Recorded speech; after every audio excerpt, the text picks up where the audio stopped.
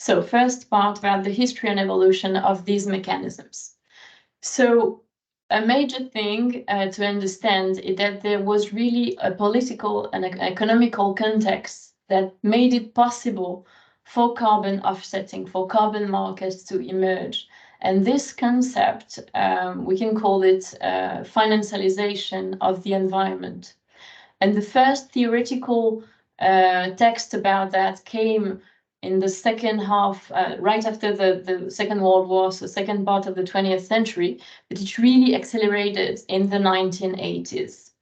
So the idea is that for the economists, the environment, and especially so the environmental issues, are dealt as if they were market failures. They are negative externalities. So when we talk about negative externalities, we mean that the consumption or the production activity of an agent can influence, so positively or negatively, the situation of another agent. But this effect is not valued with a financial compensation. So if I take an example from the agricultural context, so we do have the greenhouse gases from the cattle that impact negatively the global climate, and thus so we have this negative externalities. And for economists, the way to deal with these market failures is to internalize the cost of the externalities in the production or consumption activities. So there are various ways to do that, and so we might use instruments that establish really a price signal on those environmental externalities. So one instrument is to impose taxes. For example, this was maybe the first way of having a polluter-based principle that was developed by Arthur Pigou, so an English economist, who thought of this kind of scheme for this kind of taxing schemes to reduce the air pollution in London.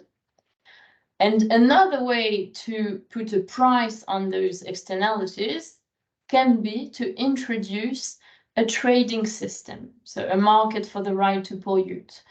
And this is the system that we're gonna talk a lot about in the next hours, so I'm gonna just detail it. So the idea is that the state or the regulator is gonna set a maximum level for a kind of pollution, and it cannot be exceeded. And then it's gonna allocate all of this right to pollute, these allowances, to the companies or to various agents.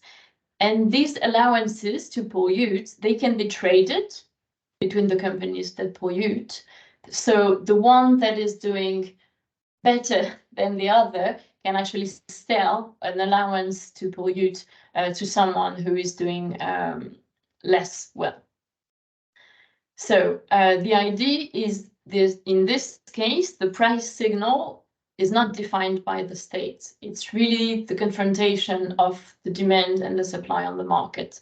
So you may have companies that decide to pursue their activities, or others that just stop and sell their allowances. And yeah, so the idea is that the companies who manage to reduce their pollution, probably this is because they had lower costs to depollute, so they had this inferior price. So the price of the depollution was inferior to the price of an allowance on the market. So yeah, this is more or less how it works. And this is the second tool that should theoretically at least lead to the best allocation of the mitigation efforts for the market actors. Because the idea is that where the effort is the cheapest, that you would go first where the effort is the cheapest, and you would minimize the total cost paid by all the actors to achieve the goal of the pollution reduction. So this is the idea, the theory about it, but really this conceptualization became something in practice in the 1980s, and this is what is called by Dominique Pestre, who is a political scientist, the mise en économie de l'environnement, or the financialization of the environment. So the idea that there was a heavy lobbying by a coalition of actors to introduce this kind of measures. So there was a strong criticism at that time of the measures called like command and control, like bans, prohibition measures, by economics, by institutions like the World Bank, the OECD, and there was this idea that there was a benefit to use market incentives rather than direct regulation. And so the idea behind it is, well, we should be able to combine environmental and economic performances, and the economic actors should be the best to do it. So yeah, this is the theory about it. And then, so this concept that can be applied to all kind of environmental issues also emerged for climate change in the 1970s and 1980s with the concept of carbon offsetting. And this was really sort of an extension of the market mechanism from air pollution to greenhouse gases.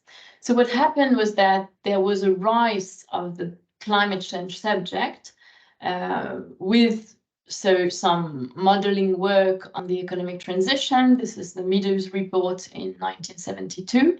And also new work on carbon cycles, so that allowed to understand better chemical and biological accounting, including the role of carbon removals in the biosphere.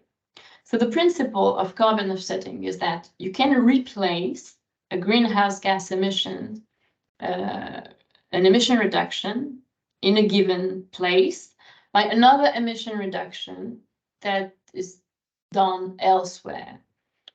And there are a lot of assumptions behind that. So first, on scientific assumptions, so there is this idea that a greenhouse gas emission impact is the same independently of where it is emitted. So if you do emit a ton of CO2 in Indonesia, it has the same impact on the global climate as a ton that would be emitted in the US. So independently of the places, then you do also have a common unit that is being created to make equivalences between all kinds of greenhouse gases, so CO2, methane, and nitrous oxide, and so on. This is the global warming potential. The idea is that you have a measurement unit for greenhouse gases, and depending on how long do they stay in the atmosphere and how much do they warm the atmosphere. So, and this is obviously an important equivalency when we're talking about agricultural emissions. And the last equivalence is about greenhouse gas emissions and CO2 removals, because it is considered that the impact on the climate will be the same if you reduce a ton of CO2 and if you remove it into biomass, for example. And then, so with this biogeochemical assumptions, you have on top of that quite a few political and economical schemes that are going to be built. And this definition I'm using is from the work of Alain Roux, who is preparing a thesis on that. So the idea is that you have the creation of a market on top of this equivalencies. So by introducing a price on 1 ton of CO2, so you give it an economical value, and then you do also give it a political value, because these emission reduction units, these units can also be used to account for the state's commitment in the framework of the United Nations framework for climate change, the UNFCCC. So yeah, the idea that there is this development of a measurability that made greenhouse gases comparable, that turned them into units of a climate policy by giving them financial value. And this is in this framework, with this idea of being able to use equivalent emissions, so emission reductions, that the carbon offsetting was born, and that the carbon certification was born with it. Because once we said that it's equivalent, we have to be able to measure them to establish some clear rules on how to account for emission reductions. And so, yeah, the first carbon market mechanism that emerged were in 1997. So there was the Kyoto Protocol, which set a binding emission reduction target for developed countries. They were called Annex 1 countries. So they had to reduce their greenhouse gas emissions by approximately 5% on average by 2020 compared to 1990. And the Kyoto Protocol is really based on market mechanisms that we call so regulatory. So this is like the law of the Climate Convention is setting these regulatory market mechanisms, these compliance mechanisms. So let's try to put it simply. So the Annex 1 countries, the developed countries, they have to reduce their emissions. So, and they have a few ways to actually achieve their commitments. So first, they can obviously reduce their greenhouse gas emissions. But if they don't reach the necessary level, what they can do is they can buy Kyoto allowances from other countries that also have quantified targets, but who did better than them and who have a surplus of allowances.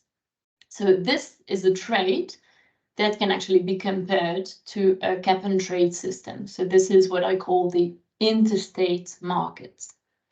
And then they can also, it was given to them the possibility to buy other kind of credits that were Kyoto certified. So which means that they were generated by projects that were certified within the framework of the Kyoto Protocol. So there were two flexibility mechanisms that were introduced. The Clean Development Mechanism and the joint implementation. And the difference between them is that you were developing a project under the Clean Development Mechanism if that was in a country, in the developing countries, and a joint implementation project if that was in a developed country. So, and so it started at that moment, and most of the projects that were born at that time were in the framework of the Clean Development Mechanism. Because, so that means that they were mostly done in developing countries. Because one of the ideas behind this flexibility was also to give some revenue for those developing countries to actually finance their own low carbon development. So this was the first compliance mechanism market that existed. And you're going to see that all the way through, we have kind of the same over and over again, the same kind of discussions as they were right at the beginning. So I started with this compliance market. Sorry, I think someone had the microphone open. So in 1997, we have this first formalization of really like a process to design and to implement offsetting projects. So you have the first formalization of project design document, of what are methodologies, what kind of verification methods should be used. And in parallel with that, in 2005, so you have the entry into force of the Kyoto Protocol.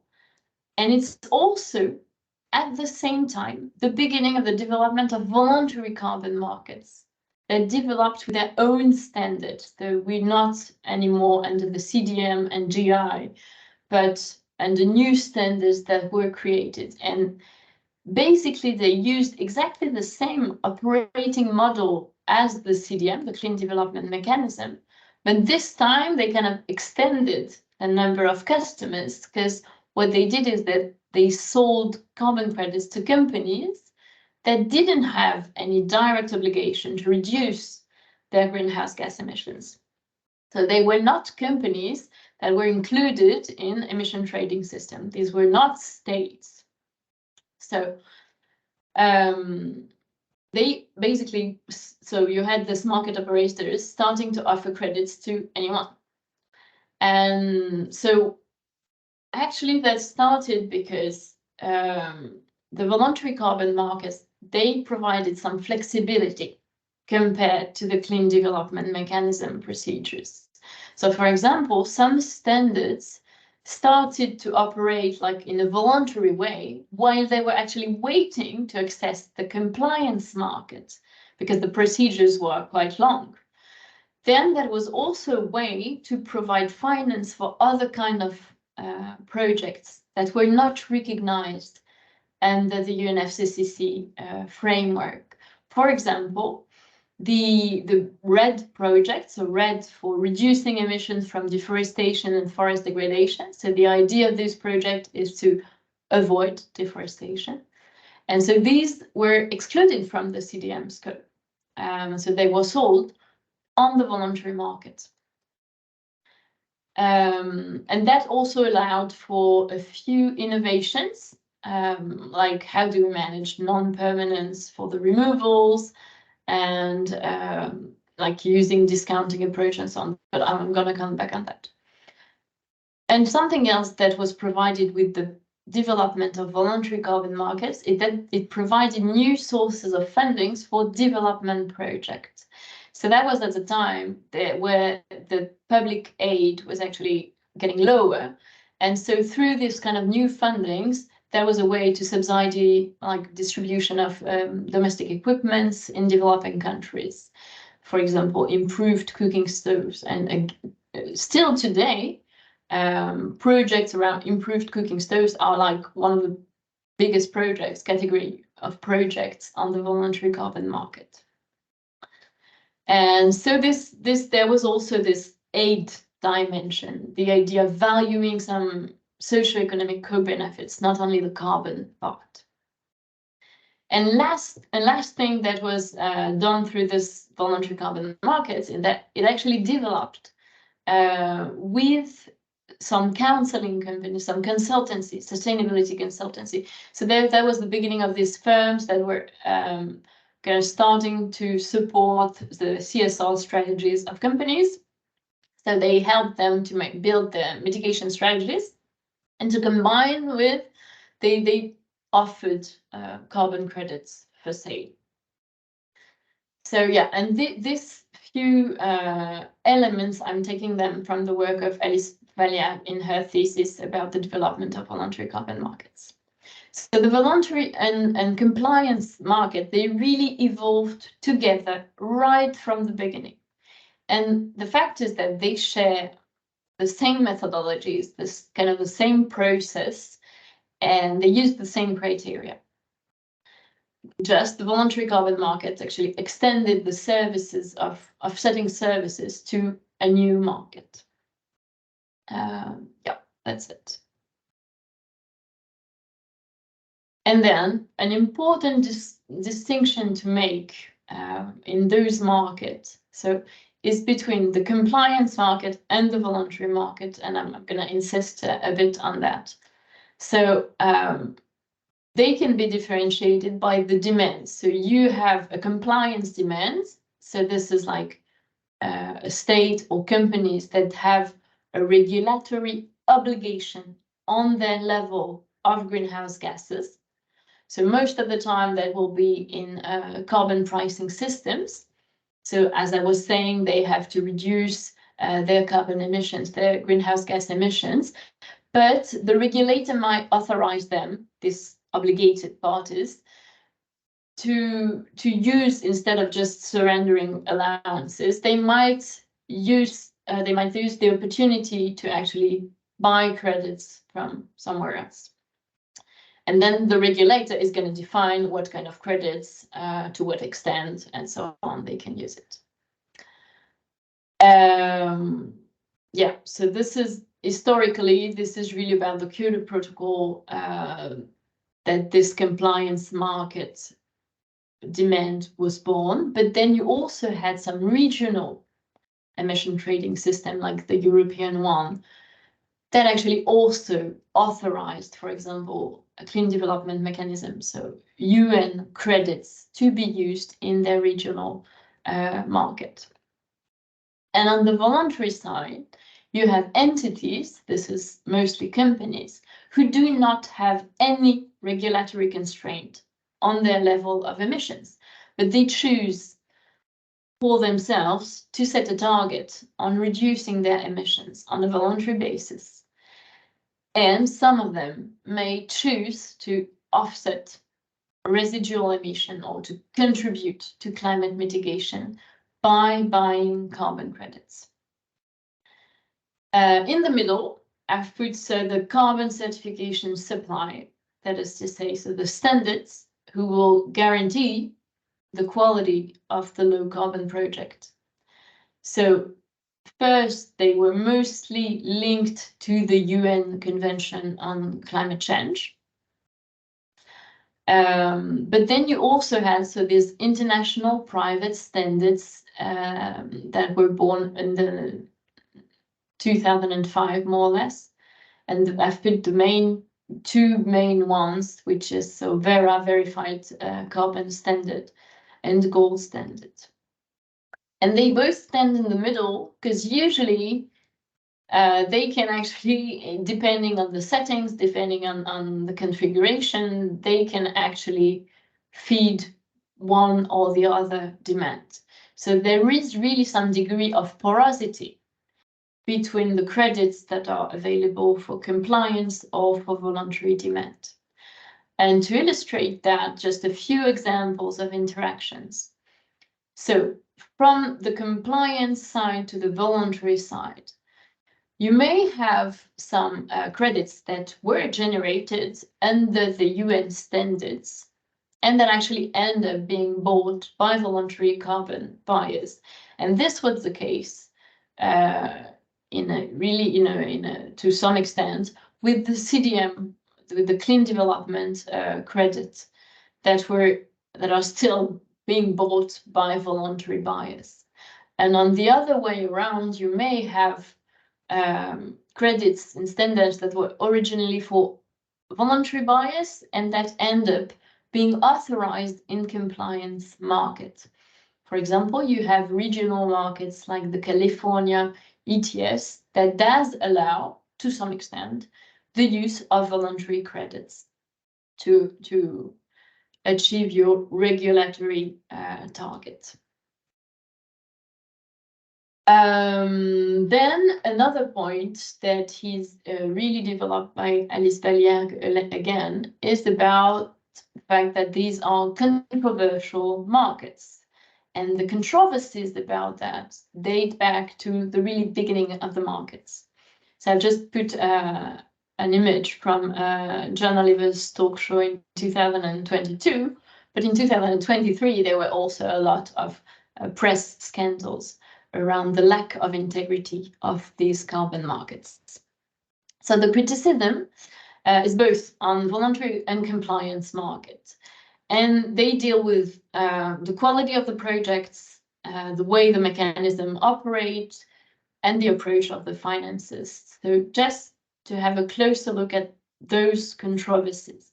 So one main criticism is the fact that the system is inefficient. And this criticism really comes at the beginning from the anti-globalization movements that considered that the market cannot be the solution because it's the very financialization of the environment that caused the problem. So this is really a critique of the whole market paradigm in general.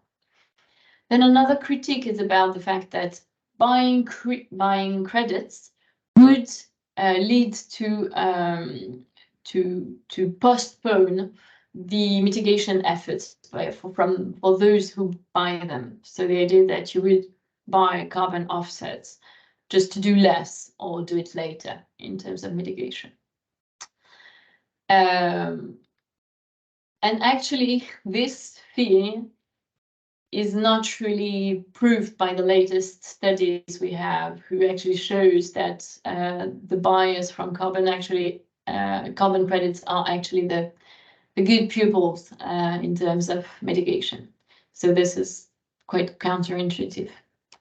And then another critique is about the frauds that they are on the carbon projects, because we're going to come back on that, but a low carbon project generates emission reduction units compared to a reference scenario without the project.